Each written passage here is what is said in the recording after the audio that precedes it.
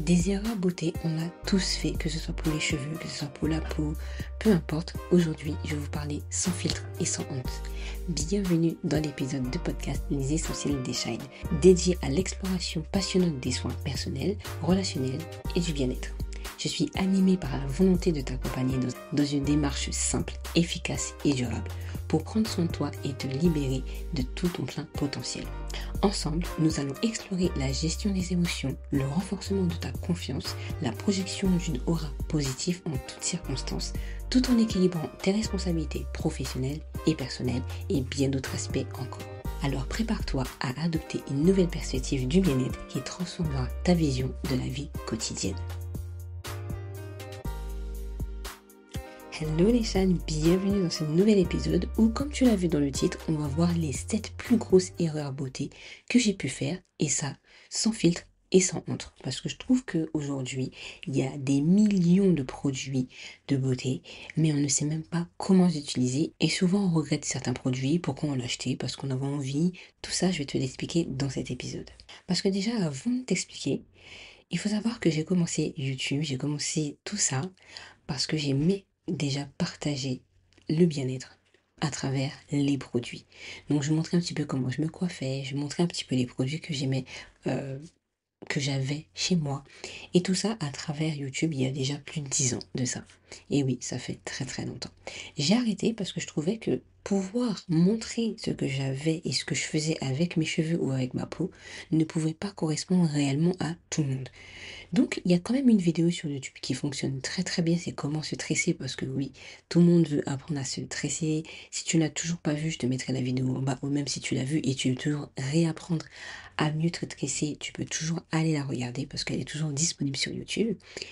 Et en fait, aujourd'hui, je reviens parce que c'est vrai que j'ai commencé avec YouTube, parce que pour moi, il est important de montrer en fait les produits que j'avais et de montrer qu'il était possible de se coiffer avec les produits. Il était possible d'avoir une très très belle peau ou même comment se maquiller.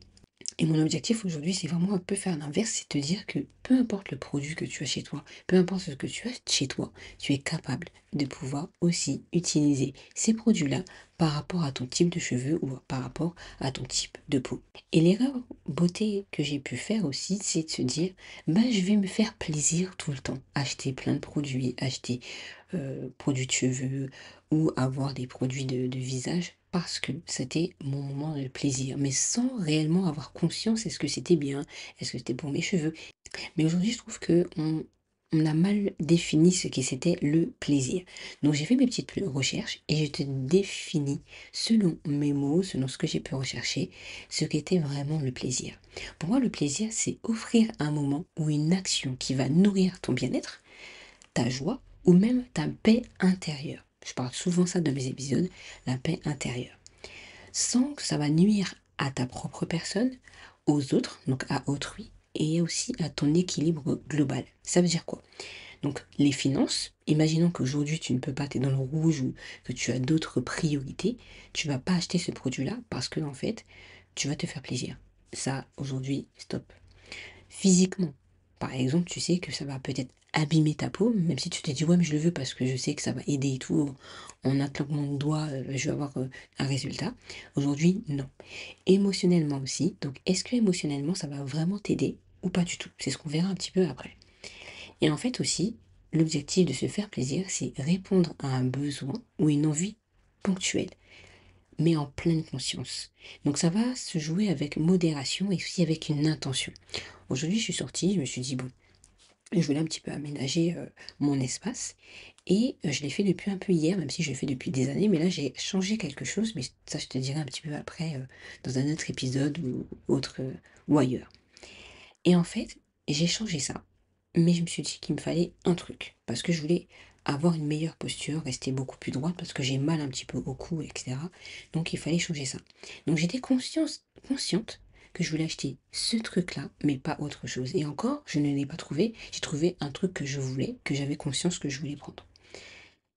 Et mon objectif, en fait, de se faire plaisir, c'est de répondre à un besoin ou une envie ponctuelle, mais en pleine conscience. C'est-à-dire que si tu sais que ça, c'est important, tu sais que ça fait un moment que tu as réfléchi, ou ce truc-là, tu sais que ça va changer ton équilibre global, par exemple financièrement, physiquement ou voire même émotionnellement, tu vas pouvoir le prendre parce que ça sera avec modération, tu sauras que c'est un truc, tu vas le prendre, tu es OK avec, ou tu vas le faire avec intention. Donc tu sais automatiquement, tu l'as pris. Tu vas pas avoir cette frustration derrière, j'aurais peut-être pas dû le prendre en fait parce que voilà, tu vois.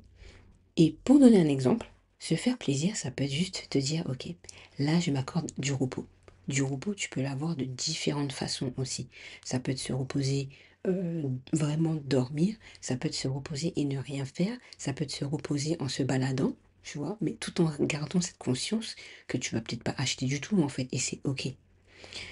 Ça peut être un bon repas équilibré ou pas, parce que tu sais que tu as mangé équilibré pendant un mois, tu te dis, bon, aujourd'hui, je vais manger un petit truc un peu plus gras, mais c'est ok aussi pour toi. Ça peut être aussi une activité créative.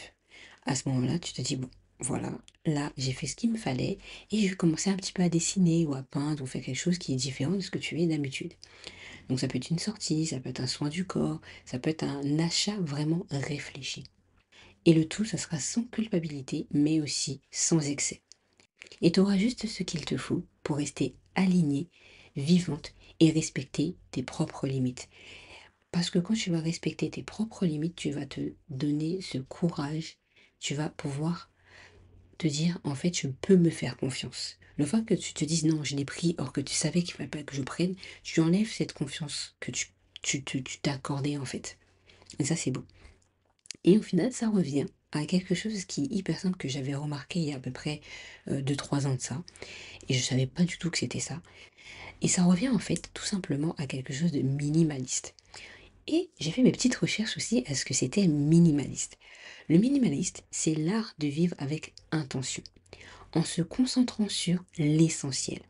Donc en fait, il consiste à se libérer du superflu, de trop de choses, d'objets, d'obligations, voire même de pensées, pour faire la place juste à ce qui compte vraiment pour toi.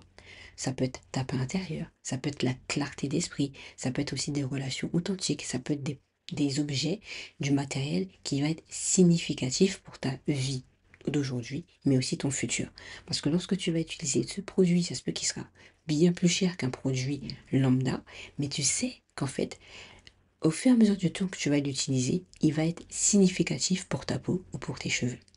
Maintenant que je t'ai dit ça, voici les 7 erreurs que j'ai pu commettre sans honte et sans culpabilité qui m'ont permis de comprendre que je devais changer radicalement les choses sur la beauté. Donc la première, c'est de croire que je devais ressembler à un standard pour être présentable. Par exemple, l'erreur qu'on peut faire, c'est de se dire que pour être quelqu'un, bah, il faut peut-être que je colore mes cheveux, il faut peut-être que je les lisse, il faudrait que peut-être que je fasse exactement comme un standard beauté.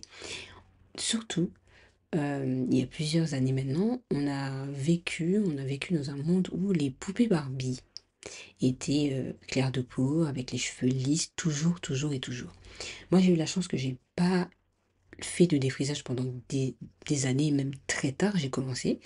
Ce qui fait qu'aujourd'hui, j'ai des cheveux comme ça. Je pense que j'aurais commencé très tôt et j'aurais arrêté. Mes cheveux ne seraient pas de cet état-là. Et je suis bien contente, grâce à ma petite maman, qui voulait pas que je fasse le défrisage aujourd'hui. Donc ça m'a beaucoup aidé et c'était hyper intéressant. Donc souvent, on croit que pour être quelqu'un, il faut être vraiment comme ce standard de personne. Aujourd'hui, le standard, c'est être on flic, parfaitement maquillé tout le temps, avoir les cheveux de cette façon-là, ne pas avoir les cheveux, si tu me vois en vidéo, ou avoir les cheveux afro comme ça, parce que ça peut gêner pour certaines personnes. Et aujourd'hui, je pense que nos cheveux, c'est nos cheveux, on est né comme ça, on doit au mieux l'accepter jour après jour. Croire que, et on parle de cheveux, on parle de beauté et tout, mais c'est pareil, les vêtements, c'est la même chose, ça veut dire que pour être quelqu'un, je dois aussi m'habiller comme ça pour être, en fait. Et c'est ce qui fait qu'aujourd'hui, tu t'identifies selon le standard, mais pas spécialement selon ta personnalité, ce que tu aimes vraiment en fait. Parce que déjà, la première chose, c'est on a peur du regard des autres en général. On a peur de ce que les personnes vont penser de nous en s'habillant de telle manière, en se maquillant de telle manière, ou en se maquillant pas. Voilà, totalement. Et ça peut gêner. Voilà, ça peut clairement gêner. Ça m'arrive des fois de pas arriver maquillée du tout. Je crois l'épisode dernier, je me suis pas du tout maquillée, j'étais arrivée normale. Là aujourd'hui, j'ai juste mis du crayon pour les sourcils, un petit gloss, mais c'est tout. Voilà. Et souvent, ça peut être mal vu parce que ben, t'es pas maquillée, t'es ceci, t'es cela, et tout et tout. Je pense que on est tous, on a tous une manière de faire, on a tous une façon de faire. Aujourd'hui, je suis pas maquillée, demain, je peux arriver très très maquillée. One note quoi, enfin, on peut faire ce qu'on a envie. Parce que ce que j'ai appris, c'est la beauté commence déjà par accepter qui je suis et de m'en occuper avec respect, mais avec beaucoup, beaucoup moins de jugement. C'est ça qui est important aussi. Quand je m'accepte, quand j'accepte que j'ai cette petite tache au niveau de ma joue droite, pour l'instant, qui est là, qui est... Voilà, et ben je l'accepte, je prends en compte et j'avance quand même. C'est pas la tâche qui va faire que je suis une mauvaise personne, c'est pas la tâche qui va faire que je suis pas une personne présentable à tel endroit. Au contraire, la tâche elle est là parce que j'ai eu un bouton et c'est ok. J'avance quand même. Je prends soin de cette tâche en prenant les soins qui sont adaptés, anti-tache par exemple, crème solaire. Et ensuite, si je veux, je me maquille, je fais ce que je veux avec ma petite peau. Mais au moins, je m'en occupe et je la respecte. Et je me respecte aussi. Le deuxième point, c'est changer trop souvent de produit ou vouloir tout tester. J'ai vu une vidéo une fois sur YouTube d'une femme qui parlait que c'est celle qui aimait regarder un peu sur les réseaux sociaux les produits qui étaient un peu en vogue. Donc voilà, que beaucoup de personnes parlaient. Et à ce moment-là, elle s'est rendue compte qu'elle avait acheté un produit, ou plusieurs produits, juste parce qu'il fallait que ça soit super beau en déco. Mais en fait, le produit ne valait pas grand-chose. Je sais plus c'était quoi le produit, mais en tout cas, voilà, c'était un petit produit qu'elle aimait. Et elle s'est dit, bon, bah en fait, c'est ça, en fait. Elle le veut parce que tout le monde a, et ça va faire trop joli sur son plan de trajet, sur son plan de sa salle de bain, ou sa coiffeuse, peu importe. Et elle a regretté, en fait. Et là, je me suis dit, waouh, il y a des personnes qui font ça quand même, hein. Ça m'est pas arrivé. Mais c'est vrai que quand je regarde, je me dis, waouh, tu achètes un produit parce qu'il est beau. Juste pour le packaging, mais sans spécialement dire à l'intérieur, ça va m'apporter quoi. Et ça, je trouve ça un petit peu dommage aussi, c'est de se dire aujourd'hui, alors oui, le packaging c'est beau, moi j'adore la beauté, alors je peux pas le nier, mais surtout, surtout aussi se rappeler que derrière la beauté, est-ce que le produit me convient? Mais ça, on en parlera un petit peu dans un autre épisode. Voilà, je te laisse t'abonner pour que tu puisses suivre les nouvelles aventures de ce que j'ai pu comprendre. Et en fait, l'erreur, c'est d'être influencé par ces tendances, les réseaux sociaux, ou accumuler des crèmes et des shampoings, ou toutes sortes de produits, que tu vas peut-être utiliser de temps en temps parce que tu as vu que cette personne que tu apprécies l'a utilisé, tu te dis, bon, elle aime bien, moi je le prends, tu vois. Mais peut-être que ça va pas être utile pour toi, et comme on l'a vu un petit peu au début, peut-être que ton portefeuille va avoir très très mal, et ça va plus te frustrer, parce que toi, tu es arrivé en te disant, ouais, c'est une pulsion, il me faut ce produit-là parce que j'en avais besoin. Mais derrière, tu as oublié que financièrement, tu ne pouvais peut-être pas l'acheter maintenant. Or que tu l'avais. Tu avais un produit similaire qui pour l'instant te correspondait en attendant que bah, tu reçoives ta paye demain ou à un autre moment et tout pour l'avoir. Et moi j'aimais bien tester les produits surtout de cheveux. Surtout on arrivait dans une vibe où on savait pas trop comment s'occuper de nos cheveux, soit on avait des tresses, soit on avait des mèches, etc. Mais c'était tout, on ne savait pas trop comment les utiliser, si on avait nos huiles végétales euh, basique, mais sans plus. On n'avait pas de crème, on n'avait pas de produit qui fait que voilà, nos cheveux sont nourris, hydratés, tout ça, on savait pas tout. Donc on testait énormément de produits, en tout cas moi, je testais beaucoup de produits, qui fait que parfois, bah, certains produits, j'utilisais pas plus que ça, tu vois. Donc ce qui fait, en plus j'en recevais de temps en temps aussi parfois. Et quand j'en avais, bah, j'utilisais, je dis, ok. Et l'objectif, c'était que quand j'utilisais pendant un long moment, pour ensuite me donner un avis personnel et aussi vous le donner. C'est ce que je faisais un peu sur les réseaux sociaux, ce qui est très intéressant, hein. Maintenant, c'est que j'arrête d'accumuler tout autant de crème et de shampoing. J'en ai encore parfois. Mais je me dis, comme j'en ai encore, pas la peine d'acheter, j'utilise jusqu'à que ça soit fini. Sauf si vraiment ça ne va pas du tout. Au pire, je le donne. Et comme ça, je suis tranquille. Et ce que j'ai appris, c'est que j'ai besoin de stabilité. Ma peau a besoin de stabilité et mes produits aussi. C'est la stabilité, c'est-à-dire que dès que je trouve que le produit est bon et bien et que je le fais au quotidien, je le garde en fait pour l'instant. On n'a pas besoin de nouveautés constamment. Dans notre vie, bien sûr, on a besoin de nouveautés, de nouvelles choses, de nouveaux challenges, mais c'est pas spécialement dans les produits que tu vas trouver de la nouveauté, tu vois. Et c'est vrai que j'entends souvent aussi des personnes qui me disent oui, j'ai acheté ça, mais moi ça me va pas. Et moi je lui pose la question, ça fait combien de temps que tu l'utilises? Et souvent les personnes vont me dire ça fait 3 jours, une semaine, un mois, tout dépend du produit. Je dis mais tu sais que déjà la peau, elle met 28 jours à se renouveler. Ça ne vient pas instinctivement, mais on en reparle un petit peu juste après. Donc c'est ça qui est important, c'est de se dire, quand tu vas tester un produit, un à la fois, ça va te permettre de comprendre déjà comment ta peau et ton corps, tes cheveux vont fonctionner, et mieux l'utiliser. Et là, tu arrives dans un truc, tu te dis, bon, moi je sais que c'est ça, ça, ça, et on passe à la suite. On arrive à autre chose. Troisième point, donc c'est ignorer les besoins réels de ma peau ou de mes cheveux. Aujourd'hui, en plus, on est beaucoup dans cette vibe où, que ça soit Shein, Temu, des trucs comme ça, c'est les trucs à la mode, les premiers trucs. Alors là, on parle de mode aussi, hein, parce que les vêtements, c'est la même chose. C'est, il y a un nouveau vêtement qui fait comme ci, comme ça, comme ci, un nouveau produit qui est comme ci, comme ci, comme ça. Et ben, tu vas utiliser ces produits à la mode, je l'ai dit un petit peu avant, qui est conseillé par quelqu'un, et au final, peut-être que ça sera pas bon pour toi. Combien de femmes j'ai déjà entendu dire j'ai utilisé ce produit-là parce que cette fille me l'a conseillé sur les réseaux et au final ce produit ne me va pas. Pourquoi? Parce que la première chose, c'est que ce produit-là n'est peut-être pas adapté à ton type de peau. Si tu as une peau grasse et tu utilises un produit, un fond de teint par exemple, qui lui te donne un glow pas possible, donc tu vas avoir ta peau qui devient beaucoup plus huileux dans la journée et en plus un produit qui fait un peu plus glowy. Donc imagine en fait le regret après cet achat. Voilà. Donc ça c'est dommage en fait, c'est de se rappeler, de se dire, et moi je le dis, hein, des fois je dis mais je vais pas te dire qu'est-ce qui est mieux pour moi, parce que c'est toi qui vas le porter. Qu'est-ce que tu préfères toi? Ok, je préfère ça, ok, bah ça sera plutôt celui-ci. Parce que moi j'aurais peut-être préféré l'autre. Mais on n'est pas pareil, tu vois. À cet instant en tout cas.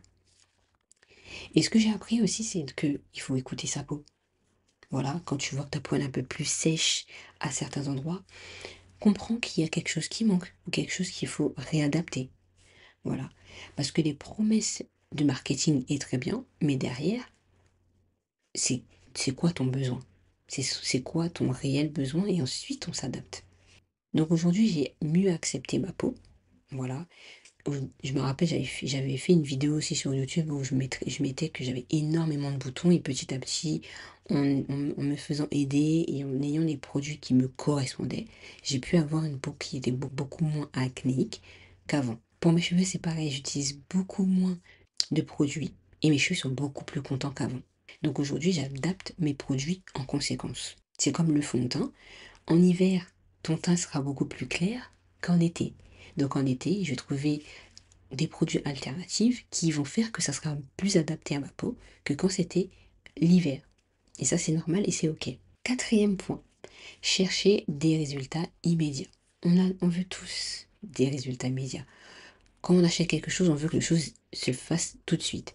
Imaginons le contour des yeux, on veut pas de rides, on veut pas que ça soit, on veut pas avoir des petites ridules, des poches, tout ça. Donc on va acheter un produit en pensant qu'il va faire des miracles, parce que c'est ce qu'on montre à la télévision pendant les pubs, que ça va éliminer 70% de rides, je sais pas quoi, et tout, et tout, et tout. Ok, mais en combien de temps? Vous oubliez les petites astérisques qu'il y a en bas de chaque pub qui disait que c'est testé sur un nombre de clients, première chose. Et la deuxième chose, c'est sur un laps de temps, en fait. C'est pas du jour au lendemain que tu vas voir toutes tes poches être lissées. Ça va déjà amener quelque chose de beaucoup plus sympa, mais à force, il faut continuer à le faire pour trouver le résultat que tu vas avoir. En tout cas, se rapprocher. Et bien sûr, il n'y a pas que le produit. Il y a aussi ton alimentation. Est-ce que tu bois assez d'eau ou si tu bois trop d'eau? Tout ça joue énormément sur le résultat que tu veux avoir. Il n'y a pas que un produit. Et ça, c'est quelque chose que j'ai pu voir au fur et à mesure du temps. Parce que penser qu'un produit est miracle et va tout régler en une nuit, tu fais totalement fausse route. Et vous êtes beaucoup dans ça. Mais par contre, c'est quelque chose qu'il faut que tu travailles jour après jour. Et ce que j'ai compris aussi, ce que j'ai appris en tout cas durant ces années, c'est que ta peau et tes cheveux, ce sont des cycles. Donc ça veut dire qu'aujourd'hui, une personne qui est peut-être malade, peu importe la maladie, va avoir sa peau plus faible, peut-être avec manque d'hydratation, etc. Et les cheveux, c'est pareil. Peut-être que tu es fatigué, peut-être que tu es beaucoup plus stressé. Ça joue énormément, que ce soit sur tes cheveux, tes ongles, ta peau et tout, ça joue énormément. Donc c'est un cycle. Moi je dis souvent que après l'été, je commence une cure de compléments alimentaires pour mes cheveux. Parce que c'est là que mes cheveux, ils commencent à dire, ah j'aime trop l'été, trop bien et tout, ils commencent à être bien. Mais après, quand c'est la période automnale, mes cheveux commencent à dire, bon, bah, ils se fragilisent. Donc, à ce moment-là, je commence une cure. Et au moins, je sais que c'est à ce moment-là. Ça peut arriver que ça arrive avant. Là, par exemple, j'ai commencé un petit peu avant. J'ai commencé ici. Mais au moins, je sais qu'il y a des périodes, il y a des cycles. Il faudra que tu changes ta routine. Et ça, c'est totalement OK. Parce que la patience et la régularité sont tes meilleurs amis. Cinquième point, c'est acheter sous le coup de l'émotion. T'es stressé, j'en parlais un petit peu avant. T'es frustré parce que tu n'as pas eu ça, parce qu'au travail ça s'est mal passé, parce que ton partenaire, bref, ton enfant a fait ceci. Bref, là tu te dis, ah, c'est bon, j'en ai marre et tout et tout. Donc, ton émotion, elle est négative. Donc, pour aller mieux, tu vas faire quelque chose que tu ne devrais peut-être pas faire, mais tu vas le faire quand même. Par exemple aussi, la comparaison, tu vas te comparer, ouais, mais elle fait mieux ça, elle, j'aime trop comment elle fait, oh, mais elle a ce genre de coiffure, moi j'aime bien, je vais le faire. Par exemple, je sais pas, tu as vu quelqu'un qui a un peu le même style de cheveux que toi, tu sais que par exemple tes cheveux se cassent, etc., etc. Comme tu vois qu'elle a fait une couleur, tu vas faire la même couleur qu'elle, et sans prendre en compte que tes cheveux déjà se cassent et qu'il faut aussi prendre soin de tes cheveux avant de pouvoir mettre en place les choses. Donc l'émotion est vivant à l'intérieur de nous. D'accord? L'émotion, elle est pas là pour rien. T'es frustré pour X raisons, c'est ok. Maintenant, le truc, c'est que quand nous sommes frustrés, stressés ou on se compare par exemple, on va agir d'une manière, on va trouver la meilleure stratégie qui n'est pas spécialement la meilleure, c'est de soit scroller sur les réseaux sociaux en se disant, bon, là, il y a quelque chose qui m'a frustré, je ne sais pas comment arranger les choses, donc je vais prendre mon téléphone et je vais un peu mettre de côté ce problème-là. Et je vais faire cette technique-là. Ou par exemple, tu vas aller sur ton site préféré, hein, ça peut être Sephora, Mayuno, Ikea, peu importe. Et là, tu vas aussi scroller, tu vas t'envoyer de la dopamine, tu vois, en disant que en faisant ça, j'irai mieux. Et ça, on le fait tous. Moi, la première, je me suis rendu compte même hier que j'évitais quelque chose et je me suis dit, mais c'est bizarre en fait. Comme s'il y avait un manque, tu vois. Donc, t'es frustré, la frustration t'emmène à faire une réaction, peu importe celle que tu fais, et pour t'aider à aller mieux, tu vas acheter pour combler cette frustration, cette émotion qui est désagréable en clair. Vraiment. Tu sais que toi, t'es pas bien, tu te sens pas bien, t'as pas beaucoup d'estime, tu as pas spécialement confiance. Eh bien, tu sais que cette personne-là que tu regardes souvent, ou que tu vois souvent, tu apprécies beaucoup ce qu'elle fait, tu te compares beaucoup à elle, on dit waouh, elle a fait ça, mais moi aussi je veux le faire et tout et tout. Mais elle et toi, vous avez peut-être pas la même vie, vous n'avez pas le même style de vie, vous n'avez pas le même compte en banque, par exemple aussi, ou d'autres choses. Mais tu vas faire comme elle, parce que tu te dis qu'en faisant comme elle, peut-être que tu iras mieux. Mais là, tu oublies réellement ta personnalité. Et là, tu te détaches complètement de ta personne. Et ce que j'ai appris, c'est en fait me faire plaisir, oui, mais avec conscience. Donc aujourd'hui, je choisis plus des produits qui me ressemblent, mais pas qui me transforment en fait en quelqu'un d'autre, qui transforme ma frustration, ou qui va transformer mon stress. Alors, c'est encore quelque chose, je travaille tous les jours, hein, parce que ça arrive encore de pouvoir acheter sous le coup de l'émotion, mais je réfléchis, je me dis, attends, est-ce que réellement c'est comme ça que je dois faire? Mais la semaine prochaine, tu auras un épisode où je te poserai quelques questions pour que tu puisses justement ne plus agir sous le coup de l'émotion. Le sixième point, là, c'est de faire le laying excessif. En gros, c'est de mettre trop de couches de soins dans tes cheveux, sur ta peau. Tu vas surexposer de produits en pensant qu'en mettant plein de produits, bah, tu iras mieux. Bref, tu mets énormément de produits sur ton visage en pensant que en faisant ça, tu auras mieux. C'est comme le maquillage. Une personne peut avoir énormément de boutons, mais elle ne traite pas en prenant le soin qu'il lui faut. Donc, par exemple, un bon nettoyant, un autre nettoyant pour bien nettoyer, pour, par exemple, démaquiller sa peau. Elle va pas utiliser la crème qu'il lui faut pour justement que les boutons puissent partir, par exemple. Bref, elle va utiliser plus le maquillage que ses soins au quotidien pour que justement elle voit sa peau changer. Les cheveux, c'est pareil. On me disait qu'il fallait faire tel produit, mettre tel produit, utiliser ci, les coiffer, les décoiffer, le ceci, le cela. Aujourd'hui, je peux te dire que là, depuis que j'ai fait mon shampoing depuis lundi, je n'ai mis que de l'huile sur mes cheveux. Parce que maintenant que je comprends mes cheveux n'ont pas besoin de tonnes de produits pour être en pleine forme. Déjà, je prends les compléments alimentaires et ensuite, de temps en temps, je mets tel produit selon les besoins de mes cheveux. Et là, mes cheveux restent en meilleure santé qu'avant. Et ce que j'ai appris, c'est en mettant plein de produits, par exemple sur les cheveux, bah, mes cheveux saturaient en fait. Mes cheveux se cassaient beaucoup plus. Pour la peau, c'est pareil. Ça m'arrivait il y a pas très longtemps. Je disais, bon, comme j'ai pas tous les produits, je vais mettre ce produit-là parce que j'ai besoin de crème sur le visage. Et le soir, je mettrai celui-ci parce que bah, j'ai que ce produit-là. Encore, je mets ce produit-là parce que ceci. Ou je mets ce sérum parce que, bah, voilà, c'est ce qui me reste et tout et tout. Mais j'ai vu que ce sérum, comme ça faisait un petit moment que je l'avais, il ne fonctionnait plus en fait sur ma peau. Donc je me suis dit, bon, là, il me dit, il faut vraiment que tu fasses quelque chose. Ta peau, tu sais que c'est quelque chose qui est important pour toi. Donc, fais quelque chose pour que justement tu puisses déjà te débarrasser et arriver à te dire c'est comme ça. Tu te sais le matin c'est tel et tel produit, tu sais le soir c'est tel et tel produit, et on n'en parle plus et on passe à autre chose. Ça enlève une charge mentale qui est à l'intérieur de toi. Je peux t'assurer que ça fait tellement, tellement du bien.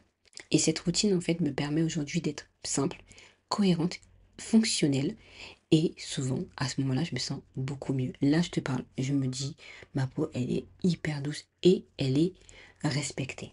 Et le dernier point, tout aussi important, c'est ignorer les signaux de ta peau ou de tes cheveux.